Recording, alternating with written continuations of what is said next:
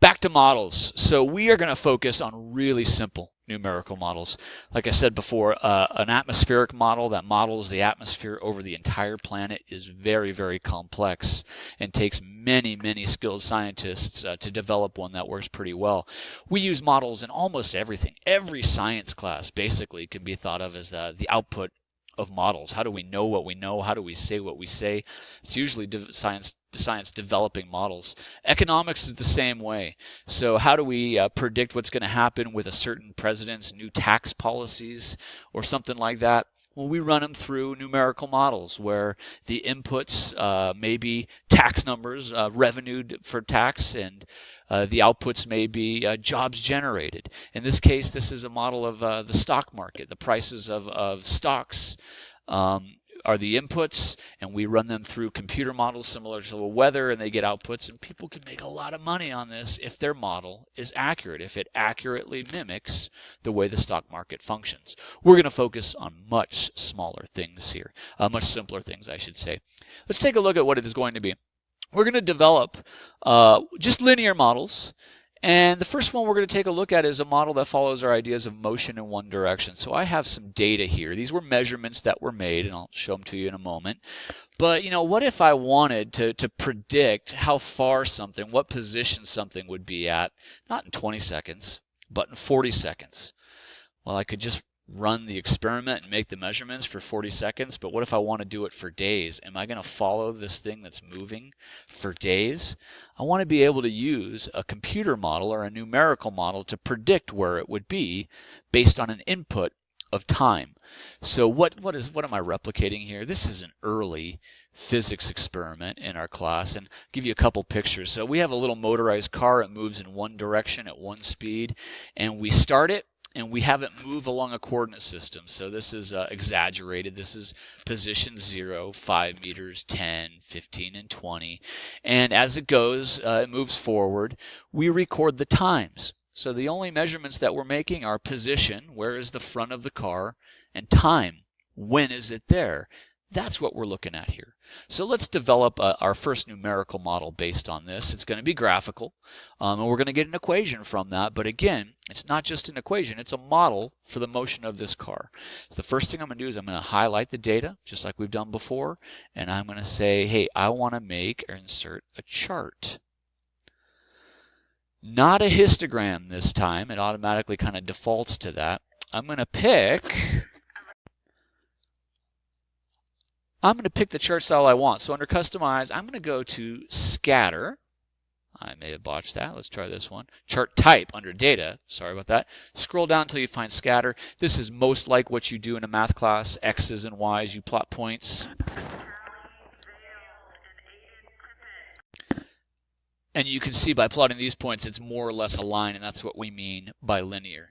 So the scatter plot has given us that. Now, again, we can't use this necessarily to compute or to model what's going to happen in days, but we can fit an equation to it, and I'm going to show you how simple it is using spreadsheets. So I'm going to go to Customize, and I'm going to go under Legend. And if I roll down here, it's going to give me some ideas of what it, and again, I told you the wrong thing. It's not under Legend. We'll get there. It's under Series. So I'm going to do down here, I'm going to say, yes, I want a trend line. I'm going to click that. I'm going to hit this R squared. We'll talk about what that is. And the label is really important. I wanted to use the equation. It displays the equation right there. I don't want it right there, though. It's kind of hard to read mathematical data like a sentence that gets chopped off and put in the other direction or put on the next line. So I'm going to go back to Series.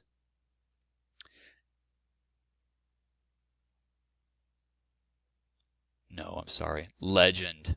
And I'm going to position the legend to the top. And that's what we see here in this case. So if you'll notice here, this is the equation for this line that models or fits the data pretty well. So it's a line. We all know lines should be y equals mx plus b. So we're saying that the m is 2.01. There's the x, and then there's the b, which is a really small number. Should make sense because the y-intercept, which is what b is really close to 0. This r squared value you may not have seen before. It's not part of the equation, although it looks like it is. This is called the coefficient of determination. And the closer it is to 1, the better our model is at describing the relationship between what's graphed, in this case time and position. That's real close to 1. So this is a pretty good model in this case. If that number were close to 0, it would not be a very good model. The predictions coming from the model wouldn't be very good. So if I take this equation and I look at it, under the document chem, it's linear. So that means any line should be y equals mx plus b or fit the form. The data that the spreadsheet said for my best fit line or my trend line said y equals 2.01 times x plus b, and that intercept was 0.0223. Now again, we don't want to leave it here, which is what most students, beginning science students included, do. This is a model. It means something in reality. So if I look, what were we talking about? Y wasn't y, it was position, which I might just call P. X wasn't just generic X, it was time, which I might call time T. So I could make my regular equation look like a model by doing it this way. Position is a function of time. It's like y might be a function of x. And the function would look like this, 2.01 times t plus 0.0223. So how is this useful? Well, like I said, this should mimic reality. I don't want to follow this little cart moving around, right, for, in this case, 2 minutes, 120 seconds. But I should be able to run it through my numerical model and get a prediction for how far or what position it will be at. So if I plug in 120 seconds as my input time, the output is going to tell me what the position should be. And if I run these numbers, right, 2.01 times 120 plus 0.0223, the output that I get is the position at 120 seconds is about 241.2 meters.